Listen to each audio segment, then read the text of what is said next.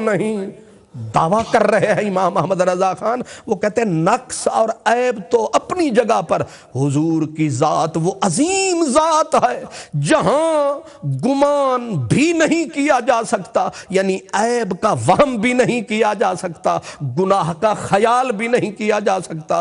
حضور کی ذات ہر خطا سے، گناہ سے پاک ہے. پاک ذات شہ لولاک ہے. جو حضور کو گناہگار سمجھے اس کے منہ میں خاک ہے. نبی پاک کی ذات تو بالکل پاک ہے. اب ذرا دیکھیں اسی آیت کا ترجمہ امام احمد رضا نے کیا کیا ہے. اللہ اکبر. آپ ترجمہ کرتے ہیں تاکہ اللہ تعالی تمہارے سبب سے گناہ بخشے تمہارے اگلوں کے اور تمہارے پچھلوں کے. سبحان اللہ سبحان اللہ. اب ترجمہ دیکھیں، وہاں کہا گیا وہ ترجمہ یہ ہے کہ تاکہ اللہ تیرے اگلے پچھلے گناہ معاف کرے. امام احمد رضا ترجمہ کر رہے ہیں تاکہ اللہ تعالیٰ اے نبی تیرے سبب سے تیرے اگلوں کے تیرے پچھلوں کے گناہ معاف کرے، کیونکہ تو شفیع ہے اگلوں کا بھی اور پچھلوں کا بھی. تیرے سبب سے غلطیاں معاف ہوں گی، تیرے سبب سے لوگوں کے پھٹے ہوئے چاک سیے جائیں گے، رفو کر دیے جائیں گے، کیونکہ تیری ذات تو پاک ہے، تو تو الگ ذات ہے، تیری ذات میں تو عیب نہیں ہے. یہ قرآن کا ترجمہ ہے. بس ایک اور مثال دیتا ہوں اور پھر میں آگے بڑھتا ہوں. قرآن مجید کی مشہور آیت ہے وَوَجَدَكَ ضَالًّا فَهَدَىٰ، سورہ والضحیٰ، آخری سپارہ ہے. اس کا ترجمہ علامہ محمود الحسن صاحب دیوبندی نے کیا. وہ کہتے ہیں اور پایا تجھ کو، یعنی نبی پاک کو اللہ فرما رہا ہے، اور پایا تجھ کو بھٹکتا پھر راہ سجھائی، یعنی نبی پاک صلی اللہ علیہ وسلم کو اللہ فرما رہا ہے کہ آپ بھٹک رہے تھے. ظاہر ہے جس کو راہ نہ مل رہی ہو وہ بھٹک رہا ہوتا ہے. سیدھی راہ نہیں مل رہی ہوتی، صراط مستقیم نہیں مل رہا ہے، وہ بھٹک رہا ہے. تو اللہ فرماتا ہے تجھ کو بھٹکتا ہوا پایا تو پھر راہ سجھائی. علامہ اشرف علی تھانوی صاحب دیوبندی نے اس کا ترجمہ کیا. وہ کہتے ہیں اللہ نے آپ کو شریعت سے بے خبر پایا سو آپ کو شریعت کا رستہ بتلایا. اب انہوں نے بھٹکتا کیا ترجمہ، انہوں نے شریعت سے بے خبر ترجمہ کیا. اب ظاہر ہے بے خبر کہا جائے تو کوئی تعریف نہیں ہے، نبی کو بھٹکتا ہوا کہا جائے تو بھی کوئی تعریف نہیں ہے. اب عاشق صادق کا ترجمہ سنیے. آپ کہتے ہیں اور تمہیں اپنی محبت میں خود رفتہ پایا، یعنی اے پیارے نبی تجھے اپنے پیار میں گم پایا تو اپنی طرف تجھے راہ دی ہے.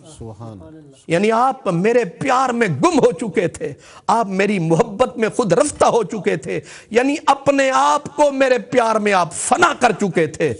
تو پھر ہم نے آپ کو اپنی طرف راستہ دے دیا، ہم نے اپنی ذات تک تجھے رسائی بخش دیا ہے. یہ ترجمہ ہے امام احمد رضا خان کا. اب حضرات بولیے کہ یہ نعت خان کی زبان ہے، یہ مولود خان ہے، یہ امام احمد رضا خان ہے. میں نے صرف چند مثالیں دی ہیں، پورا قرآن بھرا پڑا ہے. اس کے لیے مہینے چاہیے بات کرنے کے لیے، لیکن آپ سمجھدار لوگ ہیں. آپ نفرت اور بغض کے پھپھولے نہ پھوڑیں، آپ ترازو انصاف کا ہاتھ میں اٹھائیں. آپ کچھ ہیں، آپ کوئی ہیں. آپ کے گھر میں قرآن مجید موجود ہوں گے، آپ کی مساجد میں لائبریری میں قرآن موجود ہوں گے. جو کچھ میں نے کہا ہے باقی کتابوں میں تو ظاہر ہے کچھ اوپر نیچے ہو سکتا ہے، ترجمے تو آپ دیکھ سکتے ہیں آسانی سے. تو عقل مند آدمی پوری کتابیں نہیں ایک جملے سے سمجھ جاتا ہے کہ کون کیا ہے اور کون کہاں ہے. میں نے آپ کی عدالت کا دروازہ کھڑکایا ہے. میں چاہتا یہ ہوں کہ امام احمد رضا کو وہ مقام دیا جائے جس مقام کے وہ قابل ہیں، ان کو داد و تحسین پیش کی جائے جس کے وہ قابل ہیں، نہ کہ ان کی طرف تان و تشنی کے تیر چلائے جائیں اور ان کی خدمات کے اوپر پردے ڈالے جائیں.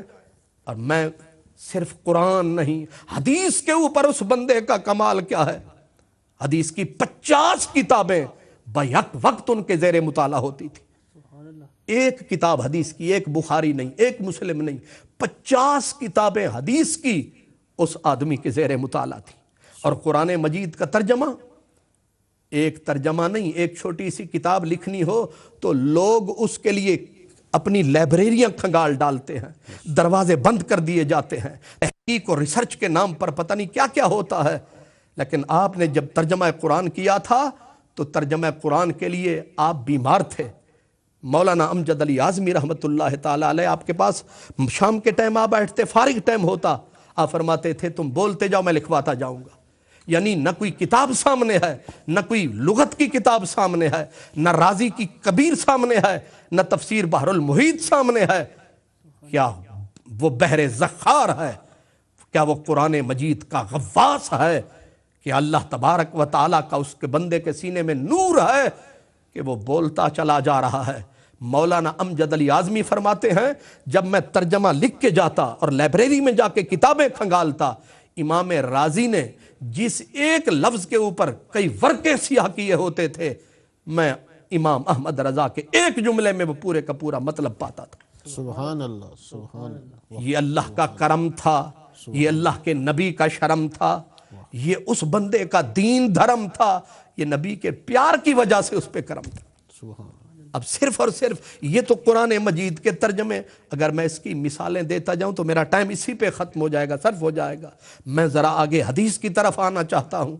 علم حدیث کے اندر آپ اپنے وقت کے بے مثال محدث تھے۔ واہ، سبحان اللہ۔ فقہ کی دنیا میں آپ کا ثانی بر صغیر میں کوئی نہیں تھا، اور اس کے لیے میں ایک واقعہ عرض کرتا ہوں، اس واقعے میں دونوں چیزیں آ جائیں گی۔ ایک بہت بڑے علامہ گزرے ہیں جن کا لقب تھا سراج الفقہا، یعنی فقہا کا آفتاب، چمکتا ہوا سورج۔ فقہا یعنی جو قرآن اور حدیث کے کامل ماہر لوگ ہوتے ہیں وہ فقیہ ہوتے ہیں، اور وہ فقہا کا بھی امام حضرت مولانا سراج احمد مکھن بیلوی رحمۃ اللہ تعالی علیہ، ان کا علماء کے دوسرے طبقے سے تعلق تھا، جو مولانا احمد رضا خان فاضل بریلوی رحمۃ اللہ علیہ کو نفرت کی نگاہ سے دیکھتے تھے۔ وہی تانے میلاد خان، حضور علیہ السلام کے علم غیب کو اللہ کے علم کے برابر قرار دینے والا، جتنے جھوٹ بولے جاتے ہیں اس وقت بھی بولے جاتے تھے۔ وہ جو آدمی جو بدعتوں کو فروغ دیتا ہے، تو حضرت مولانا سراج احمد خود لکھتے ہیں، وہ فرماتے ہیں کہ میں نے علم میراث جس تک بہت کم لوگوں کی رسائی ہوتی ہے، کہتے ہیں میں نے ایک کتاب زبدہ سراجیہ مشہور کتاب ہے علم میراث کی، اس کی شرح لکھنی شروع کی، ایک مقام پہ میں رک گیا، اڑ گیا، یعنی اتنا بڑا فقیہ اور آگے منزل دکھائی نہیں دیتی۔ مسئلہ جو تھا وہ ایسا گنجلک تھا، ایسا دقیق تھا کہ مجھے سمجھ نہ آیا۔ وہ فرماتے میں نے دیوبند خط لکھا، میں نے سہارنپور خط لکھا، میں نے ندوہ خط لکھا، جتنے بڑے بڑے مدارس تھے، بڑے بڑے مفتیان اعظام شیخ الحدیث تھے، سب کو لکھا، لیکن جواب آیا تو تسلی کسی سے نہ ہو سکی۔ آخرکار مجھے کسی نے کہا کہ مولوی احمد رضا خان کو لکھو۔ وہ کہتے ہیں میرے دل کو تو نفرت سے بھر دیا گیا تھا کہ وہ تو میلاد خان ہے، وہ تو نعت خان ہے۔ کہتے ہیں میں نے کڑوا گھونٹ بھر کر ایک خط لکھا، لکھا مولوی احمد رضا۔ جن سے پیار ہوتا ہے ان کے لمبے لمبے القاب ہوتے ہیں، جن سے پیار نہیں ہوتا ان کا نام خالی روکھا سوکھا لیا جاتا ہے۔ کہتے ہیں میں نے روکھا سا لکھا اور نیچے مسئلہ لکھا، لیکن جس وقت جواب آیا وہ جواب نہ تھا، جواب تھا لا جواب تھا، اس میں پورے کا پورا حساب تھا۔ اب میں حیران تھا، پریشان تھا، انگشت بدندان تھا۔ میں نے ہر عالم کا دروازہ کھڑکایا، دیوبند سے لے کر ندوۃ العلماء تک آیا، میں نے جب جواب کہیں سے نہ پایا، پھر میں نے بریلی والے علامہ احمد رضا کا دروازہ کھڑکایا، لیکن کمال یہ ہوا کہ وقت سے پہلے جواب آیا، اور جواب با ثواب آیا۔ جتنی مشکلیں تھیں ساری تھیں حل، بدل گئی میرے دل کی شکل، سنبھل گئی میری عقل۔ اب میں سمجھا کہ وہ جو بڑے بڑے دعوے فرماتے ہیں وہ اس بندے کے سامنے پرے کاہ ہیں، اور یہ اپنے وقت کا علم کا پہاڑ ہے، اپنے وقت کا علم کا جبل ہے، اپنے وقت کا علامہ زمان ہے، جس کا نام احمد رضا خان ہے۔ میں نے دوسرا خط لکھا، جتنی میری گتھیاں تھی علمی عقلی میں ساری سلجھاتا رہا، اور آپ نے واپسی جواب میں اپنے نور بصیرت سے جان لیا کہ کہ یہ کس طبقے کا آدمی مجھ سے سوال کر رہا ہے. لکھا فاضل ہداہ اللہ. اس کے اندر دعا تھی، اے علامہ زمان، اے فاضل محترم، اللہ تجھے ہدایت عطا فرمائے، اللہ کرے تو سیدھے رستے پہ آئے. فرماتے ہیں چند مسائل آپ نے کیا حل فرمائے اور کیا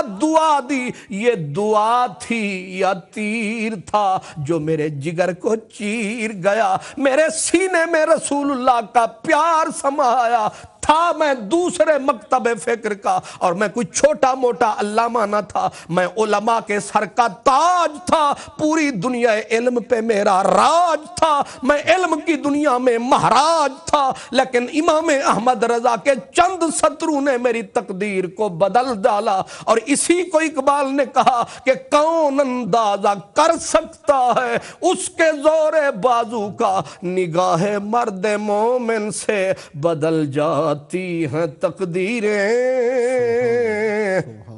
امام احمد رضا وہ علامہ زمان جو مسئلہ کہیں حل ہو نہیں پاتا تھا تو پھر دروازہ کھٹکھٹانے والا ان کے در پہ جاتا تھا. حضرت سراج الفقہا رحمت اللہ علیہ وہ فرماتے ہیں میری کایا پلٹ گئی، میری تقدیر بدل گئی، میں نے سب کو چھوڑا، منہ امام احمد رضا کی طرف موڑا. ان کی طرف کیا موڑا؟ میں نے مدینے کی طرف منہ موڑا، کیونکہ انہوں نے پکڑ کے میرا رشتہ مدینے والے سے پکا جوڑا. سبحان اللہ. اور میرا دوست تھا ایک فقیہ، ان کا نام تھا مولانا نظام الدین، فقیہ محدث احمد پوری. احمد پور شرقیہ بہاولپور سے آگے ایک بہت بڑا شہر ہے احمد پور شرقیہ، وہاں کا محدث تھا، اہل حدیث سلفی بزرگ. کہتے ہیں میں جب وہاں آیا ان کے سامنے میں نے امام احمد رضا کا نام لیا. انہوں نے بھی عادت کے مطابق پروپیگنڈا جو ان کے خلاف اتنا شدید تھا، انہوں نے کہا وہ میلاد خان، وہ نعت خان، وہ مولوی احمد رضا، وہ بدعتی احمد رضا. مولانا سراج الفقہا فرماتے ہیں میں نے کہا میرے دوست میں بھی تیری طرح باتیں بناتا تھا، لیکن جب یہ غبار چھٹا ہے، جب غبار ہٹا ہے، اب پردہ پھٹا ہے، تو اب سمجھ میں آیا ہے کہ جس کے پاس نبی کے دین کا سرمایہ ہے اللہ نے وہ مرد بریلی میں پیدا فرمایا ہے. سبحان اللہ. سبحان اللہ.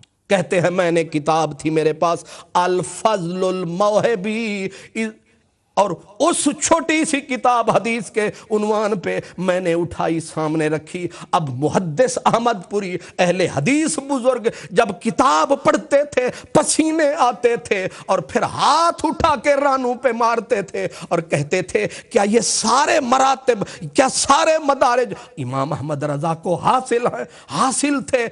مولانا سراج الفقہا کہتے ہیں ہاں. اور پھر وہ حیرت سے کہنے لگے افسوس افسوس، اتنا بڑا علامہ زمان ہمارے دور میں رہا اور ہم اس سے کچھ پا نہ سکے، ہم اس کے دربار میں جا نہ سکے، ہم اس کا دروازہ کھٹکھٹا نہ سکے.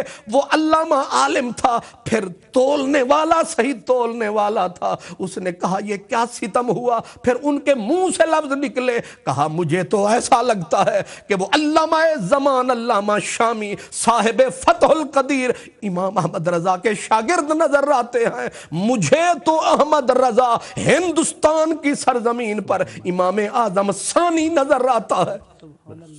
فضیلت وہ نہیں ہوتی جو بندہ اپنے منہ سے بولے یا دوست بولے، فضیلت وہ ہوتی ہے کہ دشمن بھی ہو، نہ چاہنے والا ہو، نفرت کرنے والا ہو، لیکن جب حقیقت سامنے آئے تو پھر بیٹھ کے سر کو گھمائے، پھر نام کو وظیفہ بنائے. وہ امام احمد رضا خان جس نے لیا ان کو پہچان، پھر ساری عمر رہا انہی پہ قربان. سبحان اللہ. یہ کس کا تھا فیضان؟ یہ مدینے والے کا تھا فیضان. یعنی آپ حدیث کی دنیا میں بھی بے مثال محدث، قرآن پاک کی دنیا میں قرآن مجید کے جتنے بھی سلسلے اللہ پاک نے نور کے بنائے ہیں سارے اس مرد کے سینے میں آئے ہیں، سارے فیض اس اللہ کے بندے نے پائے ہیں. اور فقہ کی دنیا میں وہ عظیم عالم دین جس کا میں نے کہا علامہ اقبال نے کہا تھا کہ اگر آپ کی طبیعت میں شدت نہ ہوتی